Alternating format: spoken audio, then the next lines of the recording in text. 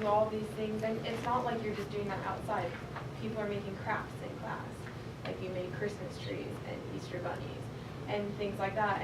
And then, so, you know, if you don't celebrate any holidays, you have a choice of sitting outside the classroom or coloring while all your friends, or if you're atheist, I mean, you're not even getting that choice, because as a kid, you're not quite sure. All you know is you want to be making the crafts with your friends, and instead you have to be sitting, you know, separated from them. So, you know, I think, I don't even know if you can separate that, but, you know, like you said, I think it's all political. Even the smallest thing. Even, yeah.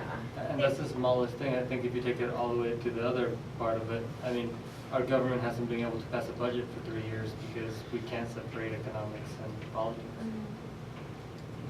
Well, and I think that kind of shows the breakdown of the system. There should be a divide. There should be something that's private. You should be able to go in your own home and choose your own things. And I think that that might be part of what she is so afraid of, is the fact that we have gotten that far, that there is no separation.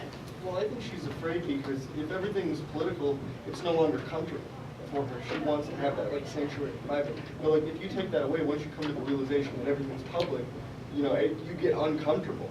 And therefore, more political action, maybe not in her sense, but some form of action is going to occur.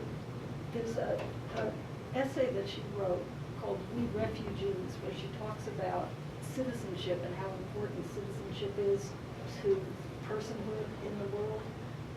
And there's a line in it that I always actually associate with Berkeley, but I think it's true here too, where she says, as refugees, you have to be so careful not to show anyone that you're a political refugee or that you don't have citizenship, and you try to fit in, and we change languages on cue. And she's, you know, talking about the German Jewish refugees in France, they have to speak French, and they come to the United States and they have to speak English, and she's going, you know, we've lost something, you know, essential about who we are, and we're very happy to say, oh no, we're Americans, we're as American as anybody else.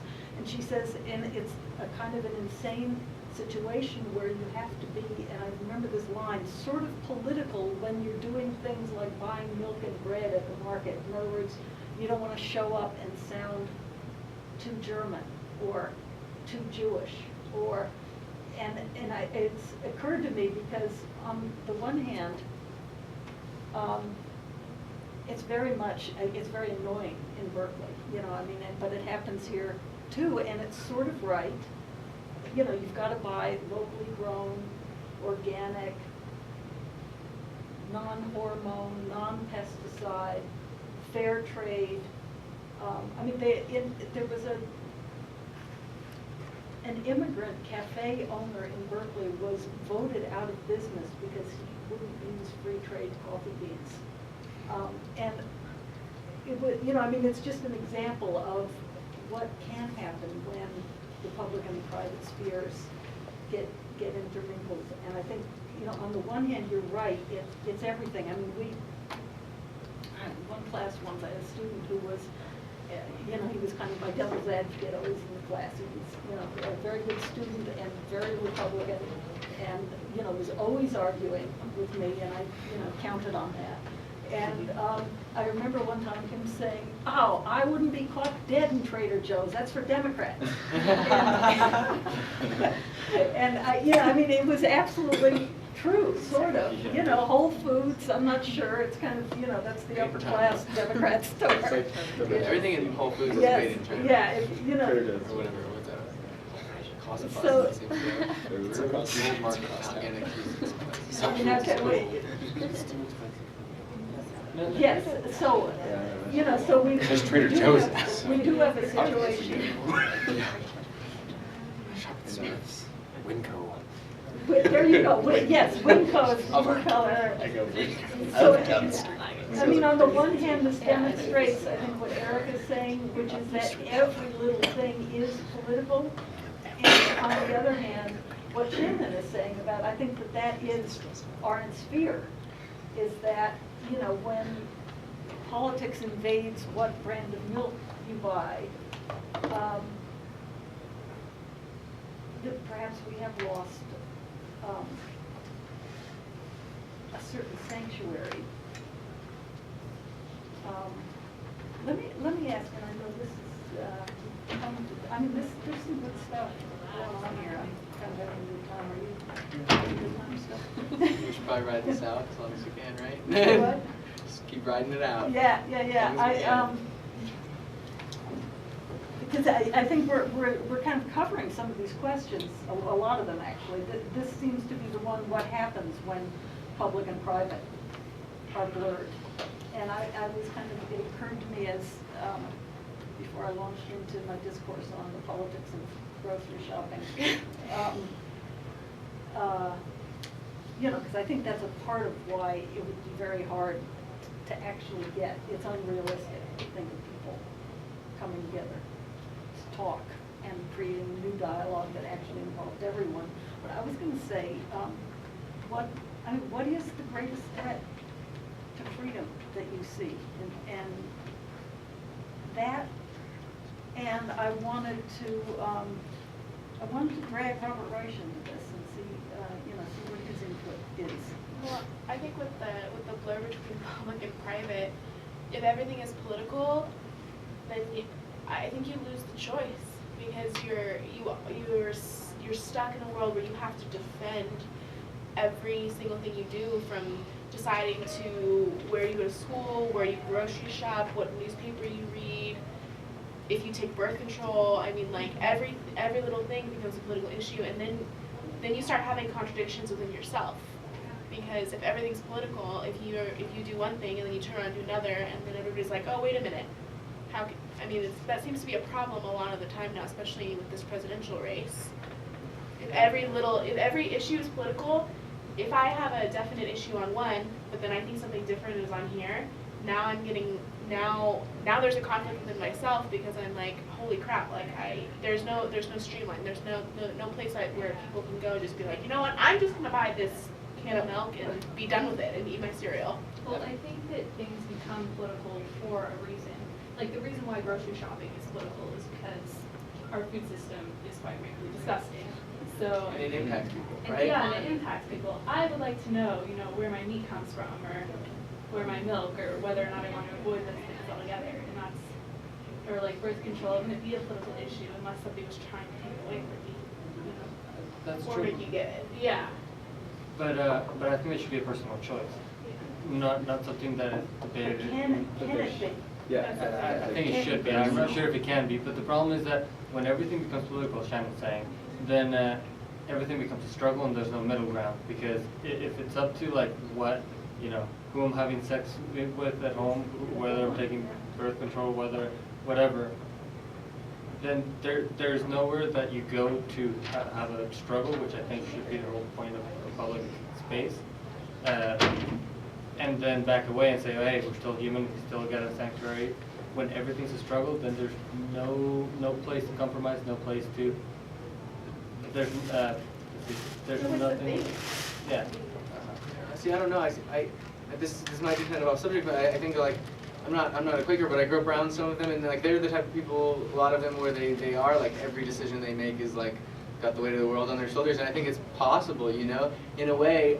But then also it's also kind of counterproductive, because I've seen countless people jump right in and try and change everything all at once, and then they become overwhelmed and they end up giving up on the things they care about. But I think, I don't know, it's pretty hard to make a decision that doesn't somehow impact someone else in another way. So is it, I don't know, you want to be able to just grab your can of milk and take it, but at the same time, like, that can of milk comes from somewhere and you can't ignore that fact. And you have to like testify for what you believe in. No, but The thing, what I'm saying here is that it won't make a difference, or that it won't affect someone else, but whether that should be a public, struggle, between you and other people, whether like that should be a political statement or whether that should be a private choice. Yeah.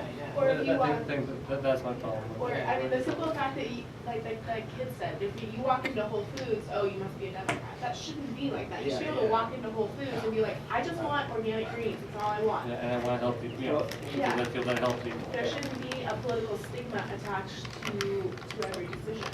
Yeah. Well, and I think there's a you also have to wonder if there's actually a choice to be made, or is this an illusion of choice?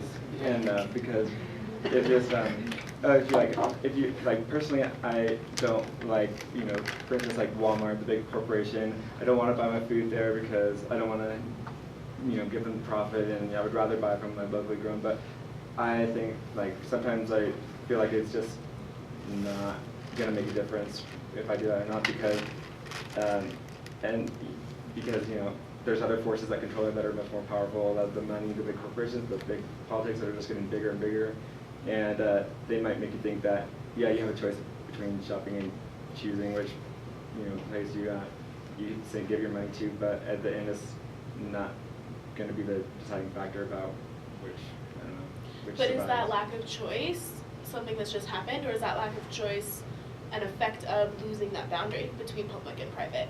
Because if everything becomes political, then the people who control the political world and the people who control the economic world would say, you know, because economics and politics are linked, there is no denying that fact. So are those 1%, their ability to make us think that false consciousness, has that reacted? Or is that a reaction from the blur between public and private? I mean, because I kind of think it is. Is there really no choice? I mean, on the one hand, I know what you mean. Yeah, I was thinking that is the thing. I was just saying, like, in like that situation, it could become that way. You know, it's like to like think about it and make sure that there actually is a choice and not just what they're trying to make. Well, I was gonna go off what you were saying. Like, yeah, I would like to choose Whole Foods, but I can't afford to choose Whole Foods. Mm-hmm. I would like Yeah, to shop at Whole Foods, and I do have that choice, but I can't economically afford it, so I go to Whole Foods. So I mean, yeah, so you Like, can't so have do that I choice. really have that choice? Yeah. I don't. Yeah, that's the Doesn't thing. seem like it to me.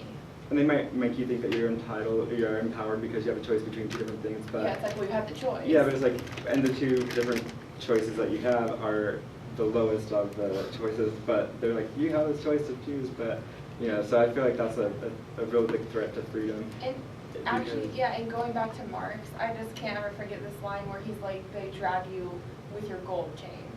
Like, the high people up are just, they're dragging you with the gold chains.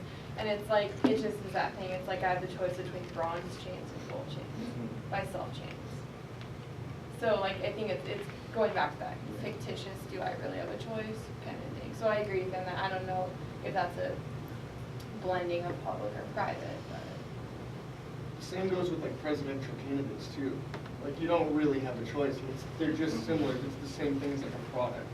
It's no different from a can of milk at the store or anything like that. And then like I guess the real choice is you can only get that privateness if you completely don't participate in the system. I really don't like where she goes. We're saying the only way you can get this civil disobedience is through like participatory efforts. Like I don't vote. You know, I think that there's other ways of like non-violence that could kind of be a little more intimidating in the system without participating in it. On the like talking about the chains, like Walmart, you don't want to shop at them. Our consumer power is really one of the most powerful things we have, so that would be non-action in some way by not going, like, if everybody just stopped going to Walmart, it would collapse. There would be no more. I might disagree though on that point, and I don't mean to offend. But I think that once you get to a certain point, like the size of the United States or the size of Nevada or the size of the city, if you don't participate in your own morality, you might be making a difference. But I don't feel that in the I don't think you're making a difference in the whole. Okay. Now, were you to get 1,000 of your closest Facebook friends to do the same, then you're participating in a nonviolent way, in a Arendtian way, I think. And to not vote, that might delegitimize the local government, which would be a way of acting. But even non-participating is kind of participating, because it's a conscious decision to not act to have an effect on a system. So even by not participating, you're still participating. You're not participating, not but you're participating. acknowledging they exist. Well, Yeah, you which could is still make it giving them action, some sort of- like. Oh, I'm not saying it's not No, action, yeah, I'm but just like, saying that I'm it's. just going off of a lot of things, but you could, I think it would be very, very beneficial to not pay your taxes for war. Like, there's actually things you can submit the paperwork and not pay taxes that weren't supporting war.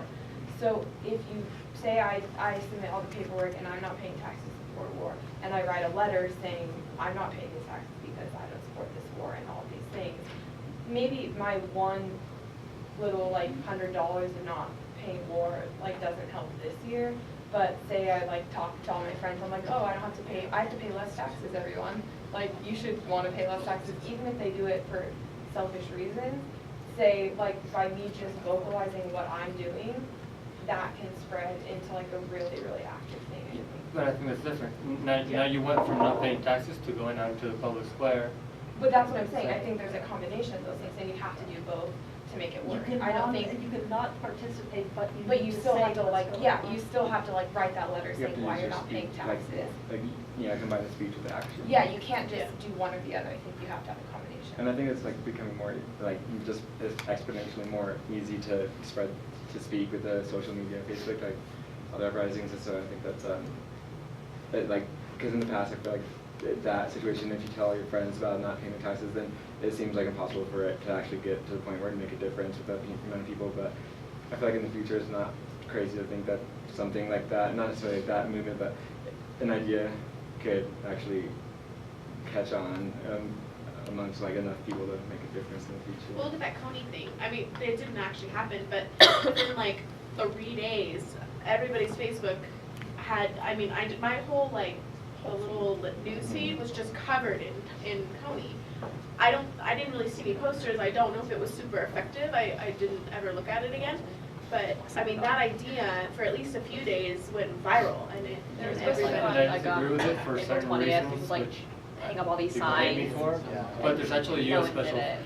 US special Everyone said they forces would. that The are. advertising of it was like a month and a half before the actual action, and by the time the action day came, like, everyone had forgotten about it and didn't care The thing anymore. is, I was, but that weekend I was in Washington, and I was like, Give it about a week in America. And it was like, Doesn't happen. there's people there. Really, I was super challenged. Yeah. There's like all over Twitter, and like my boyfriend sent me a picture of the flyers, like it's funny, it's like, they're all over. How much time? All right. When do we meet up in our groups? No. Okay, let's Yeah. close it. This is a terrific conversation, and let's decide what we need to do now to, and I'd kind of like to pick it up again next week. Yeah. Yeah. Can, That's such a continue long this, class. go back to some of the interesting things. I mean, this is kind of, I think we're Marxists, sort of. Today. And I mean, there's a lot of really, there's a lot of. You've opened my eyes. Let's let them fulminate, and we'll have a kind of concluding discussion, revisiting the questions next week, and let's see if, what Reich has to offer too, as a non-Marxist, non-Arendtian. I mean, he's, an economist, but not a Marxist, unless Johnny says he is. No, he's not a Marxist. But now we need to take action. And we need to, when are we going to decide what, and we should talk about grade, should we do that? Do you want to do that now? Yeah. Okay. Okay.